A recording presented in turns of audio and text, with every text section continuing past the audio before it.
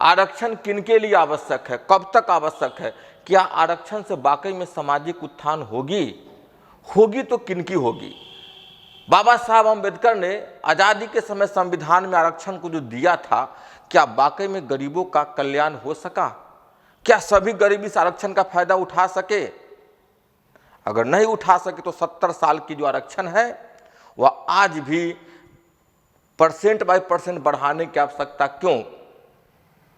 इन सभी विषयों पर मैं अपने व्यक्तिगत विचार को आपके बीच रख रहा हूं। अगर आप हमारे विचार से सहमत हैं तो हमारे वीडियो को लाइक और शेयर करके उन सभी लोगों तक पहुंचाएं जिनको वाकई में आरक्षण की आवश्यकता है, बहुत जरूरी है दलितों और पिछड़ों के उत्थान के लिए।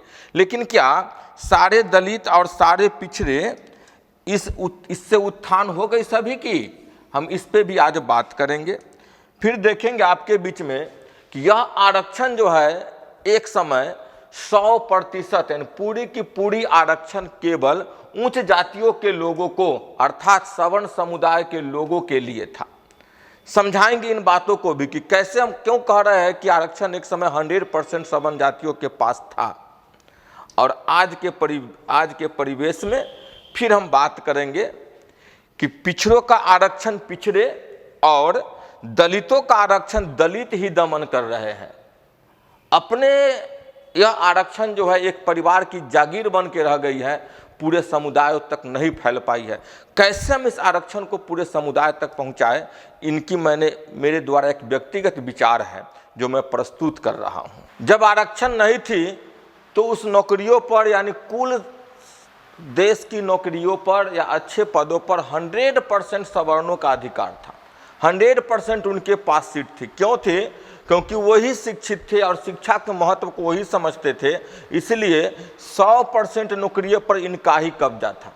तो आरक्षण पे बाबा साहब अम्बेडकर जी ने बहुत बल दिया था और इन्होंने पिछले और दलितों को आज के परिवेश में कह सकते हैं SC ST और OBC समाज को आरक्षण देने का प्रावधान लागू किया था, क्योंकि यह समाज भी आरक्षण को समझ सके। आरक्षण से पहले 0% इनके पास आरक्षण था और 100% सवर्णों का कब्जा था, क्योंकि यह समाज शिक्षा से काफ़ी दूर थे, पढ़ लिख नहीं रहे थे। कोई भेड़ चरा रहे थे, कोई बकरियां चरा रहे थे, कोई कृषि का काम कर रहे थे, मजदूरी का काम कर रहे थे, क्योंकि शिक्षा से उस समय इनका आर्थिक महत्व में कोई लगाव ही नहीं था। यह समझ ही नहीं पा रहे थे कि शिक्षा से हमारा क्या विकास हो सकता है, क्या आर्थिक लाभ हो सकती है।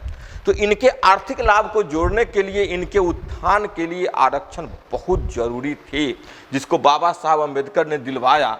इन्होंने कहा था कि लगभग 49% सीट जो है इनके लिए आरक्षित किया जाए और बाद बाकी 51% सवर्णों को छोड़ दिया जाए।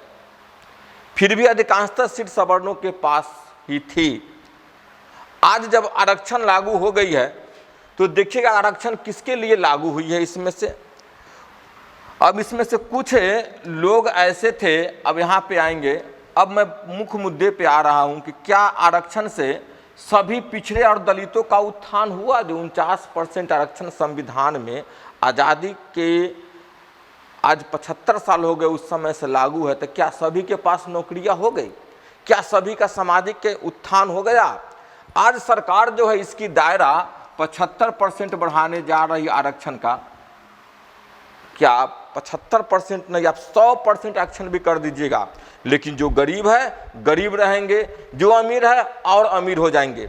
यह आरक्षण दलित और पिछड़ों के लिए जो आरक्षण था, दलित का आरक्षण दलित दमन कर रहा है, पिछड़ों का आरक्षण पिछले ही दमन कर रहे हैं। SC का आरक्षण SC, ST का आरक्षण ST और OBC का आरक्षण OBC ही दमन कर रहे हैं। कैसे दमन कर रहे हैं, इस फंडा को समझिएगा आप। अब यहाँ से देखेंगे खेला, जिनके पास में शिक्षा नहीं थी, कुछ परिवार SC, ST एंड OBC का, कुछ परिवार शिक्षा को ग्रहण किए और इनके लिए जो आरक्षण का दायरा था वह 100% बस कुछ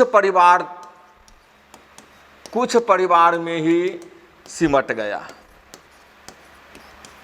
गया।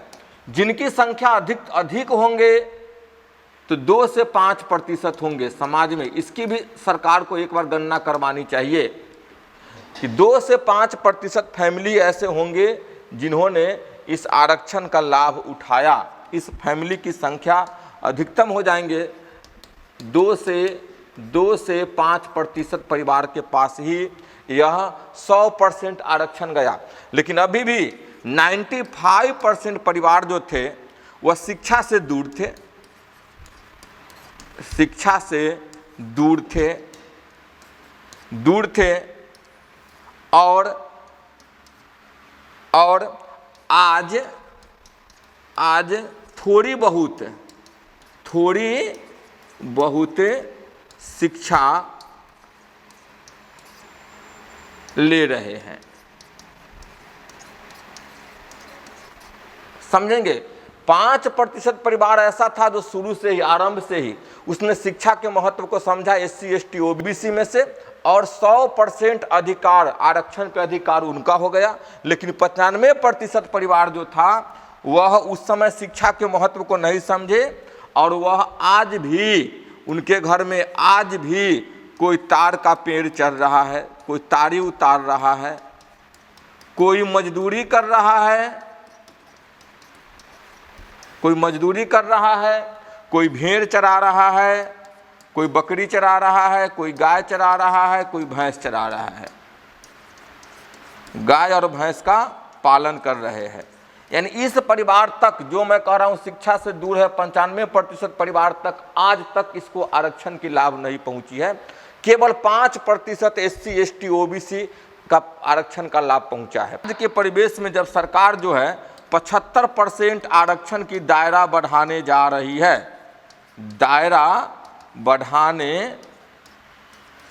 रही है, बड़ी खुशी की बात है। लेकिन वह खुशी बस कुछ परिवार तक ही सिमट के रह जाएंगे।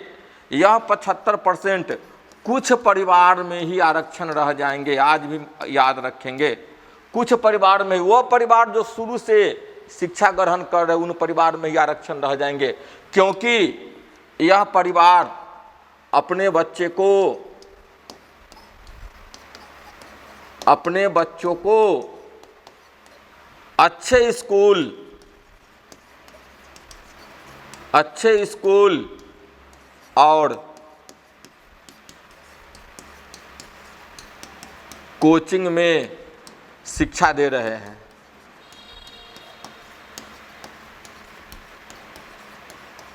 अच्छे स्कूल और कोचिंग में शिक्षा दे रहे हैं।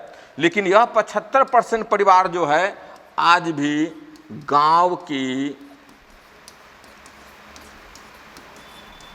सरकारी विद्यालय पर आश्रित है। अब यहां समझेंगे, ये आरक्षण आप 75% कर दीजिए, लेकिन यहाँ पे इस 75% पे 100% कब्जा हो जाएगा फिर से SC ST OBC में कुछ परिवारों का और इनके परिवार के बीच देखेंगे। यहाँ पे इनके बीच जो आज भी दूर है, गांव में सरकारी विद्यालय में पढ़ के जो बच्चे जाएंगे कंपटीशन देने, इनके पास आज भी रह जाएगा 0%, क्योंकि इनके बच्चों का शिक्षण की स्थिति अच्छी रहेगी। आप समझ सकते, जो शहर में पढ़ के अच्छे शिक्षक, अच्छे कोचिंग, इंग्लिश मीडियम स्कूल से पढ़कर जो शिक्षा ले रहे हैं परिवार, और इनका कंपटीशन अपने ही परिवार में है। दलित परिवारों का कंपटीशन दलित परिवारों से ही है। जो दलित परिवार आज़ादी के 2, 4, 5 साल बाद ही शिक्षा ग्रहण करने लगे, शहर में बस गए, उनके बच्चे तो अच्छी शिक्षा पाकर आज भी आगे होंगे। लेकिन जो दलित परिवार तार चढ़ रहा है, तारी उतारने का काम कर रहा है, मजदूरी का काम कर रहा है, तो उनके बच्चे का कंपटीशन उन्हीं के SC ST OBC बच्चों के साथ लगेंगे जो शहर में पढ़ रहे हैं, तो इनके बच्चे 100% पिछड़ेंगे। एक बार और समझिएगा, आप SC ST OBC को आप दे दीजिए 75% नहीं, आप 100% आरक्षण दे दीजिए, लेकिन क्या समाज के सभी लोगों के पास यह आरक्षण का लाभ पहुंच पाएगा? नहीं पहुंच पाएगा। इसका लाभ फिर से उठा लेंगे कुछ परिवार, कुछ परिवार, बस 5%, और खाली हाथ रह जाएंगे। फिर से कुछ नहीं मिलेगा 95% परिवारों को। अब मैं ऐसा क्यों कह रहा हूं कि समझिए, जो शुरू से जिनके परिवार नौकरी में है 5% लाभ उठा रहे हैं, आप अपने समाज में देखें, जिनके आज से 20 वर्ष, 30 वर्ष, 50 वर्ष पहले इस परिवार में जो लोग, कुछ लोग नौकरी में थे, एक लोग नौकरी में गए, एक लोग नौकरी में गए, आज उसके परिवार में देखेंगे, ये मैं बता रहा हूं, लगभग 1970 के दशक में जाइए, 1970 के आसपास में, जिसके घर से एक लोग नौकरी में गए, आज उस घर के सभी लोग नौकरी में हैं, सभी लोग नौकरी में हैं, लेकिन पूर्व से कोई सदस्य नौकरी में नहीं है। समझेंगे, नौकरी में नहीं है। वह आज भी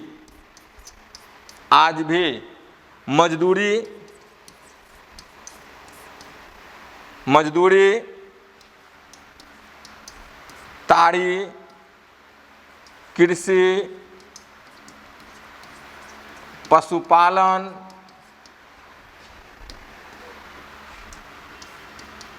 गाय, भैंस, भेड़, बकरी इत्यादि को चराकर अपन जीवन पालन कर रहा है। आज के दिन भी वह वहीं पे है, और यह परिवार आज सवर्ण से आगे निकल चुका है। मैं इसके बारे में कह दूंगा।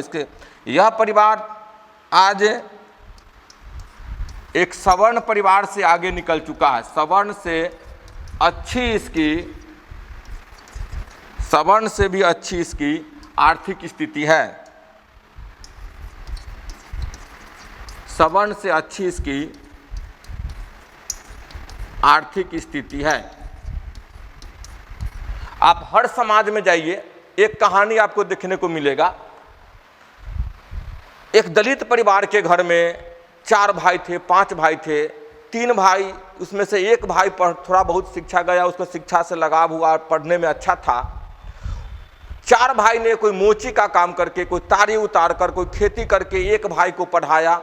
वह भाई आज से 30 साल 40 साल पहले पढ़ लिख कर नौकरी को पा गया, और नौकरी को पाते ही वह अपने परिवार के साथ शहर में शिफ्ट हो गया। तो उसके 3 भाई आज भी चमड़े का काम कर रहे हैं, आज भी तारी उतार रहे हैं, आज भी मजदूरी कर रहे हैं। लेकिन एक भाई जो आज से 30 से 40 साल पहले नौकरी में गया था, उसके सभी बच्चों नौकरी में होंगे, सभी उसकी बहुएं नौकरी में होंगे, सभी उसकी बेटियां नौकरी में होंगे। यानी उस परिवार का यह आरक्षण के दम पर एक भी ऐसे सदस्य नहीं होंगे जो नौकरी में नहीं होंगे। आप अपने आस पास अगल बगल में नजर उठाकर देखिए कि जो दलित, SC, ST, OBC समुदाय का परिवार जिसने आरक्षण का लाभ उठाया, उसके घर से हर एक व्यक्ति आज भी उसी कैटेगरी से, उसी आरक्षित सीट से 100% कब्जा किए हुए सीट पे। लेकिन जो परिवार पूर्व में नहीं समझा, पूर्व में शिक्षा के महत्व को नहीं समझा, आज भी उसके पास में 0 है, क्योंकि वह तो पढ़ रहा है, ये भी अपने बच्चे को पढ़ा रहा है। समझेंगे अब इस कहानी को, मैं जो मूल बातें पे आ रहा हूँ। यह परिवार अपने बच्चों को शिक्षा दे रहा है, देखेंगे, अपने बच्चों को शिक्षा दे रहा है, लेकिन कहाँ दे रहा है? गांव में सुविधा विहीन स्कूल में, सुविधा विहीन स्कूल में। और यह परिवार, उसी SC, ST, OBC का परिवार अपने बच्चे को शिक्षा दे रहा है अच्छे सुविधाजनक स्कूल में, अच्छे सुविधाजनक स्कूल में, जिसमें एक बच्चों की मासिक खर्च लगभग 10,000 रुपये के आसपास आते होंगे, और यह परिवार 10,000 रुपये के खर्च में यह 12th तक खर्च कर पाता है। तो इनके बच्चों के पास जो शिक्षा की स्तर होगी वह इनके बच्चों से काफी निम्न होंगी। वास्तविकता है, और वास्तविकता है, समझिएगा, वास्तविकता है कि इनके बच्चों में शिक्षा का स्तर IQ पावर 25% होंगे, और इनके बच्चों में शिक्षा का स्तर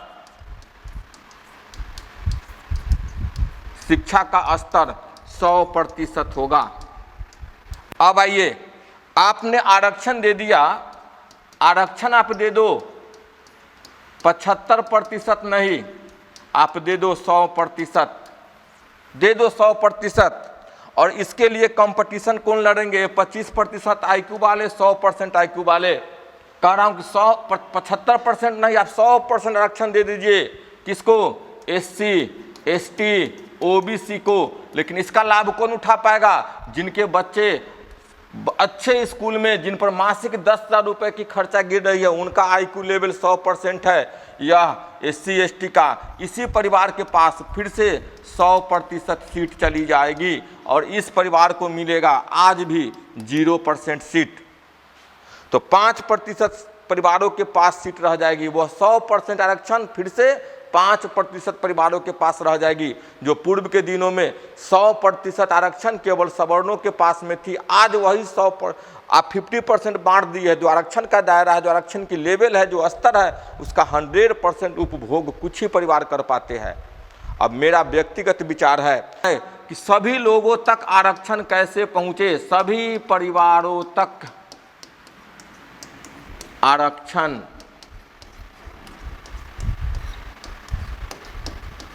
कैसे पहुंचे,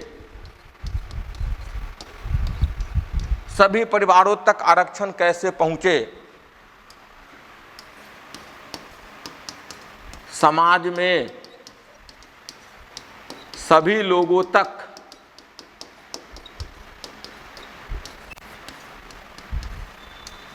आर्थिक संपन्नता कैसे हो।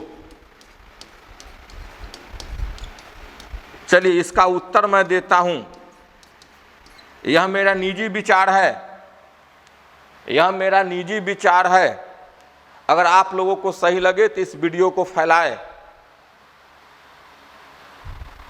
हो सकता है ऐसे परिवार जिनको यह बातें चुभेगी, वे हमें भर भर के हमारे कमेंट बॉक्स में गाली भी दे सकते हैं। मैं आपके गाली को दिल से स्वीकार करूंगा, और जो हकीकत है, सच्चाई है, उसको कहने से मैं हटूंगा नहीं पीछे।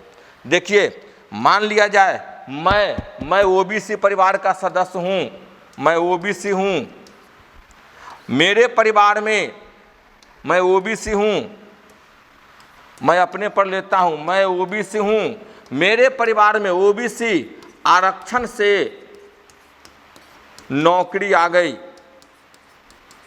नौकरी आ गई। अब मैं अपने बच्चे को उस विद्यालय में पढ़ा सकता हूं जिस विद्यालय में एक सवर्ण की बच्चे पढ़ाते हो। नौकरी आ गई तो मेरे बच्चे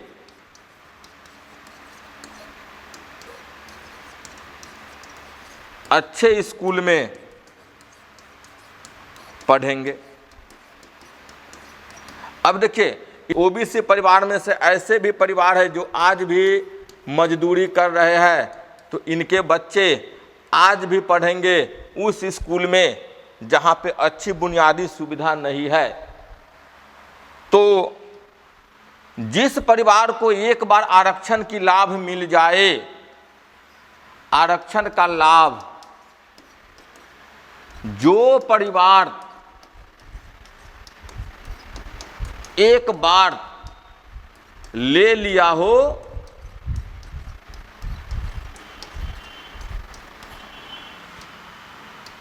उसे इस दायरा से बाहर करे, इस दायरा से बाहर करे और इसका 100% लाभ उस परिवार को मिले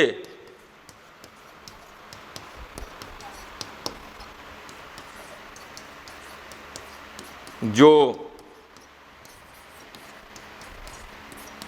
आज तक लाभान्वित नहीं है, तो इस प्रकार यह आरक्षण सबों के पास जाएगी सर्कुलेट रूप में घूमकर, और सभी लोग आर्थिक संपन्नता होंगे, सभी के बच्चे अच्छे शिक्षा ग्रहण करेंगे और तब वहाँ से एक अच्छी कंपटीशन हो पाएगी। तो देश में हम एक अच्छे डॉक्टर, एक अच्छे इंजीनियर, एक अच्छे सरकारी सेवक हम दे सकते हैं। नहीं तो यह आरक्षण एक चंद परिवार की जागीर बन के रह जाएगी और राजनीतिक चोंचले वोट बैंक बन के रह जाएगी। मेरा गुजारिश है ऐसे नौजवानों से जिनका परिवार आज तक इस आरक्षण का लाभ नहीं उठा पाया है, आप सब लोग संगठित हो और आप आंदोलन करें, आप अपने हक की आवाज उठाएं कि हमारे कास्ट से ही फलाने बाबू के परिवार में जो आरक्षण था उसके बदौलत उनके पत्नी से लेकर खुद उनके बीवी, बच्चे, बेटे, पोते, पोतिया, बहुएं, जितने भी घर में सदस्य हैं, सब नौकरी कर रही हैं। वह हक आपका खा रहा है, वह हक मेरा खा रहा है जिसके परिवार में नौकरियां नहीं गई है।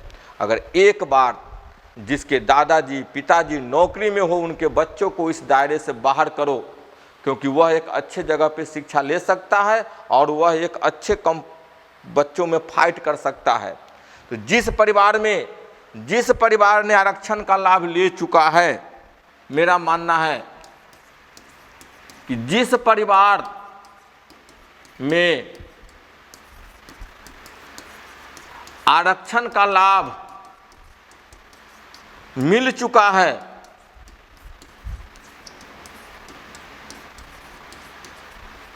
उनके बच्चों को समान यानी जनरल कोटे में शामिल किया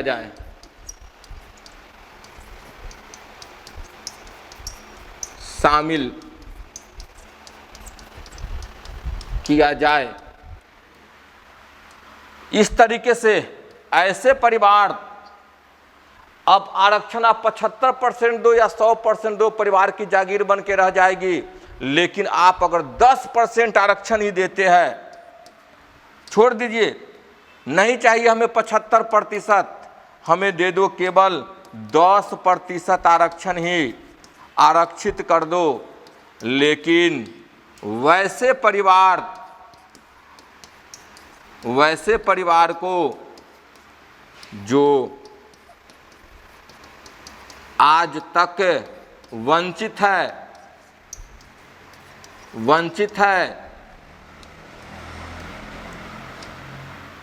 बस 10% से ज़्यादा दिन में नहीं, 10 वर्षों में, अधिक से अधिक 10 वर्षों में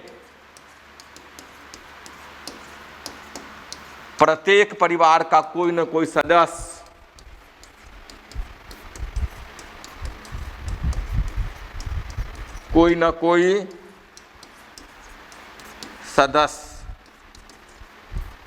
नौकरी में आ जाएगा। इस प्रकार आरक्षण का लाभ सभी परिवारों को, सभी लोगों के बीच मिल जाएगी।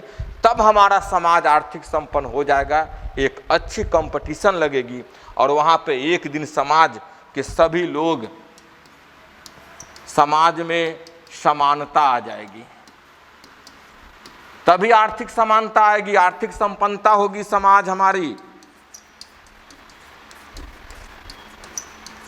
तभी आर्थिक संपन्नता आ पाएगी।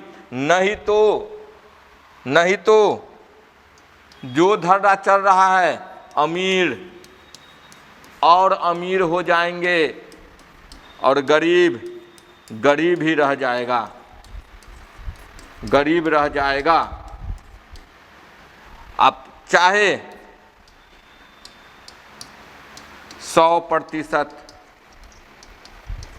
आरक्षण दे दो, कभी संपन्नता नहीं आ पाएगी। तो मैं फिर से आग्रह करता हूं ऐसे परिवारों से, SC, ST, OBC के ऐसे परिवारों से, आप यह संदेश को बुलंद कीजिए, आप अपने अधिकार को समझिए और उन अमीरजादों परिवार से भी जो SC, ST, OBC हैं, आप आरक्षण को छोड़े, दूसरे परिवार के लिए छोड़े। वो भी आपके भाई है, वही आपके कास्ट में से आते हैं, वो भी आपके जाति में से आते हैं। आप उनके लिए छोड़े उस सीट को, और वह परिवार जो आज तक इस आरक्षण के लाभ से दूर है, वह आए, आरक्षण का लाभ उठाए और हमारे एक समान हो जाए। जब एक दिन सभी परिवार के कोई न कोई सदस्य नौकरी में आ जाएंगे, सभी अपने बच्चों को अच्छे अच्छे स्कूल में पढ़ाई जाएगी, शिक्षा व्यवस्था एक साथ हो जाएगी, आरक्षण स्वतः खत्म हो जाएगी, एक समान शिक्षा नीति लग जाएगी। अब आप कंपटीशन लड़ाइए, जो बच्चा सबसे बेहतर होगा अच्छे पदों पे जाएगा, देश हमारा आगे विकास कर जाएगी। नहीं तो उस समय अधिक दुख होती है। जब मैं एक शिक्षक हूं, मैंने अपने बच्चों को पढ़ाया, इस बार पारा मेडिकल के बैच में एक बच्चा OBC समुदाय से था, और OBC में भी दो देखिए, एक बिहार में EBC से था और एक BC से था। BC समुदाय के लड़के को इसका जो रैंक था पैरामेडिकल में, इसका रैंक था 695 और इसका रैंक था 3000, लगभग 70 के आसपास। इस बच्चे को आज भी सीट नहीं मिली और इसका नामांकन हो चुका। इसी प्रकार मैं आऊँगा SC, ST में, तो SC के फैमिली में जो बच्चे थे जिनका 5000 रैंक है, इनको एक अच्छे कोर्स में नामांकन हो गया, अच्छे कोर्स मिल गई, इसको सीट नहीं मिला और इसका नामांकन हुआ, लेकिन मनचाहा कोर्स में नहीं। अब यहाँ पे आप समझ सकते हैं कि बच्चा A है, यह बच्चा B है और यह बच्चा C है। B कैटेगरी के बच्चे सब दिन इनकी मनोबल गिर जाएगी और ये गिरे हुए रहेंगे। इनकी क्या दोष थी BC में जन्म लेने का? इन्होंने क्या गलती किया BC में जन्म लेकर? इसी जगह पे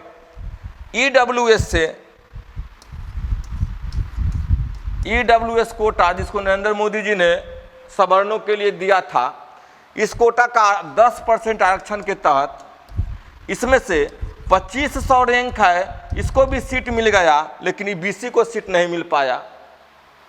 अब यह बच्चे अपने आप को अच्छे शिक्षा के बावजूद भी यह शिक्षा से दूर हो जाएंगे, क्योंकि यह समझेंगे कि यह शिक्षा से हमें कोई लाभ ही नहीं है। अब यह शिक्षा से अलग हटकर जो इसको आर्थिक लाभ जिस काम से मिलेगा वो उस काम को करने चला जाएगा। धीरे धीरे इस समुदाय में BC के समुदाय ऑटोमेटिक इस शिक्षा से दूर हो जाएंगे, यह शिक्षा से दूर होता चला जाएगा और यह सब कम गुणवत्ता होते हुए भी, शिक्षा के स्तर कम होते हुए भी अच्छे अच्छे पदों पर जाएंगे। कहाँ से देश हमारा विकास कर पाएगा? जहाँ मेधा की नहीं, जाति के आधार पे सीटें मिलेगी, मेधा के आधार पे नहीं, जाति के आधार पे सीट मिलेगी। कहाँ से एक अच्छे IAS दे पाएगा? कहाँ से एक अच्छे डॉक्टर निकल पाएंगे भारत में? कहाँ से एक अच्छे वैज्ञानिक निकल पाएगा भारत में, जो इस देश को चीन और अमेरिका से आगे ले जाएगा? तो इस तरीके से आरक्षण व्यवस्था कुछ ही परिवार तक सीमित रह जाएगी और देश के लिए एक कोढ़ बन जाएगी। जरूरत है सबको एक समान संपन्नता लाने के बाद इसको समाप्त करने के लिए, ताकि एक अच्छे कंपटीशन बन सके। यही मेरा निजी विचार था आरक्षण पे। हो सकता है किन्हीं लोगों को अच्छा लगे, किन्हीं लोगों को बुरा लगे, मेरी बातों से हर कोई लोग सहमत न भी हो, अगर कुछ लोग सहमत हो तो अपने अधिकार को समझो और अपने जातियों के नेता जो बन रहे हैं उनसे कम से कम अधिकार की मांग करो। खासकर मैं निवेदन करूंगा बीसी वर्ग के बच्चों से, बीसी वर्ग के जो नेताओं है ये अपने समझे कि क्यों 995 रैंक के बाद भी इनका एडमिशन नहीं हुआ। 2500 पे एक सवर्ण बच्चों का हो जा रहा है, 370 पे 3000 पे एक ईबीसी का नामांकन हो जा रहा है और 5000 से ऊपर SC ST का नामांकन हो जा रहा है। आखिर इस बच्चों ने जन्म लेने से पहले BC कैटेगरी में जन्म लेने में उनकी क्या गलतियां थी? बस गलतियां यही न थी कि उसने BC में जन्म लिया है। बदलिए, समाज की सोच को बदलिए। आरक्षण एक परिवार की जागीर नहीं होकर समाज में सभी लोगों के लिए हो, ऐसी व्यवस्था लागू की जाए।